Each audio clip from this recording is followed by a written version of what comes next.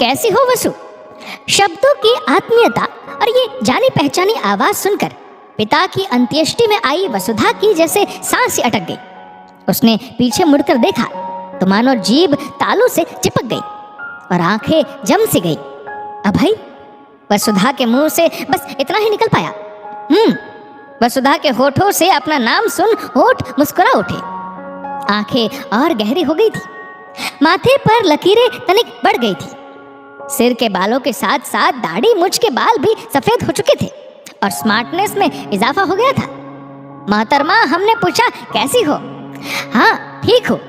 वसुधा ने आश्चर्य और संकोच दोनों को छुपाते हुए चेहरे पर मुस्कान लाने की कोशिश की। तुम यहाँ? तुम तो यूके? हाँ, कुछ जरूरी काम से आया था, लेकिन ये दुखद समाचार सुन खुद को रोक नहीं पाया। अभय का ये जवाब सुन वसुधा को 30-32 साल पहले वाला अभय याद हो आया।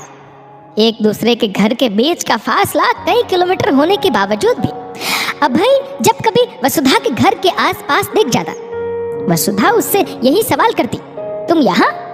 और अभय इसी तरह जवाब देता, कुछ जरूरी काम से आया था। लेकिन वसुधा ने ना कभी वह जरूरी काम पूछा और ना ही अभय ने कभी बताया।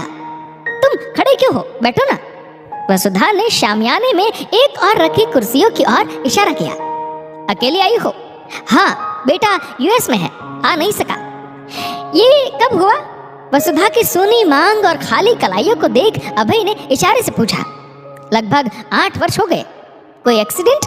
हाँ, एक्सीडेंट ही तो था। मतलब? इतना ज्यादा नशा करने वाले इंसान के साथ विवाह होना एक्सीडेंट ही कहलाता है अभय।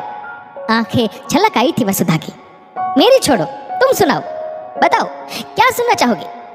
इन 30 वर्षों में तुम्हारी जिंदगी में शामिल हुए खुशियां और क्या? अरे भाई, हम तो किसी को पसंद ही नहीं आए। मतलब विवाह नहीं किया?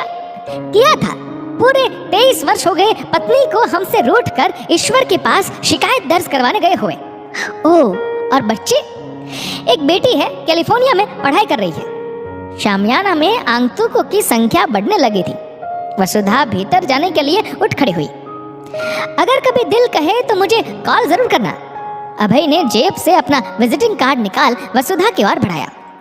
वसुधा ने संकोच के साथ विजिटिंग कार्ड अभय के हाथ से ले मुट्ठी में बांध लिया।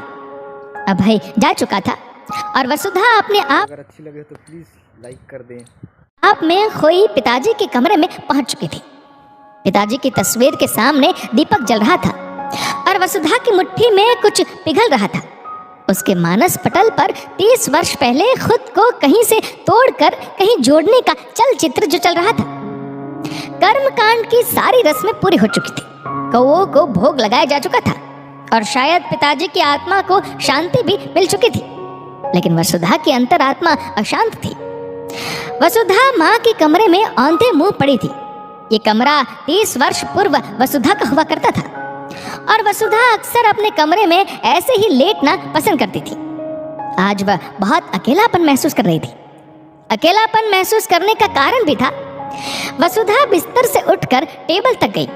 टेबल पर रखे फूलदान के भीतर से अभय का विजिटिंग कार्ड निकाला और कांपते हाथों से नंबर डायल किया। शायद रिंग नहीं हुआ था, लेकिन कॉल पिक हो गया था। हेलो वसु। वसुधा चुप थी, मानो पकड़ी गई थी। मैं तुम्हें सुन पा रहा हूँ, कुछ बोलो।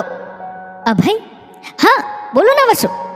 आज मैं खुद को बहुत अकेला महसूस कर रही हूँ अभय। वसुधा मानो टूट सी रही थी। मैं समझ सकता हूँ, मैं क्या करूँ अभय? अब मैं कैसे जीऊँ? मायका भी तो खत्म हो चुका है। वसुधा फूट फूट कर रो पड़ी। वसुधा रो मत। अभय, मेरा जीवन एकदम सूना सा हो गया है। वसुधा रोए जा रही थी। वसुधा, अब फैसला तुम्हें लेना है। मैं तो अभी भी वहीं खड़ा हूँ। नहीं अभय, बेटा नहीं मानेगा। कुछ देर दोनों तरफ खामोशी थी। वसु, उस दिन भी मैं सही था। अभय की आवाज ने खामोशी को तोड़ा। वसुधा चुप रही। याद है वसु, जब मैं बड़ी हिम्मत कर तुम्हारे पिताजी से तुम्हारा हाथ मांगने तुम्हारे घर आया था और तुमने ये कहते हुए मुझे कसम दे दरवाजे से ही वापस भेज दिया था कि पिताजी नहीं मानेंगे। वसुधा की सिसकियां अभय सुन पा रहा था। अभय, तुम एक औरत की मजबूरी नहीं समझ सकते। मैं बहुत पहले समझ गया था वसु। नहीं अभय, तुम शायद गलत समझे थे। देखो वसुधा सदा वसुधा ही रही। वह समर्थ है, किंतु उसे अपने भीतर क्या उपजाना है इसका निर्णय लेने में ना वह कल समर्थ थी और ना आज। तुमने अपने नाम को सार्थक किया है वसुधा की सिसकियां बढ़ गई थी। खैर, तुम अब ये गम छोड़ अपनी सार्थकता का जश्न मना सकती हो। मैं कल यूके के लिए निकल रहा हूँ। वसुधा समर्थ होते हुए भी आज फिर से फैसला नहीं कर पाई। आज फिर से अभय जा रहा था और वह आज फिर से रो रही थी, लेकिन ये आंसू अपने नाम को सार्थक करने के जश्न के थे या एक खूबसूरत जिंदगी के नजदीक से गुजरकर उसे फिर से हमेशा के लिए खो देने के गम के। इसका फैसला कर पाने में वह अभी भी असमर्थ थी। दोस्तों, इस वीडियो को लेकर आपकी क्या राय है नीचे कमेंट करके जरूर बताएगा, और अगर आपको वीडियो अच्छा लगा हो तो इस वीडियो को लाइक करेगा, शेयर करेगा ज़्यादा से ज़्यादा लोगों तो मच गाइस, इस वीडियो को पूरा देखने के लिए अगर वीडियो अच्छी लगी हो तो please like comment and share ज़रूर करिएगा, और अपने दोस्तों को भी शेयर करिएगा। और अगर ऐसे ही वीडियो आपको चाहिए तो प्लीज़ मेरे चैनल को सब्सक्राइब कर ले और बेल आइकन को दबा दें ताकि मेरा वीडियो जैसे ही अपलोड हो आपके तक नोटिफिकेशन पहुंच जाए। तो थैंक यू।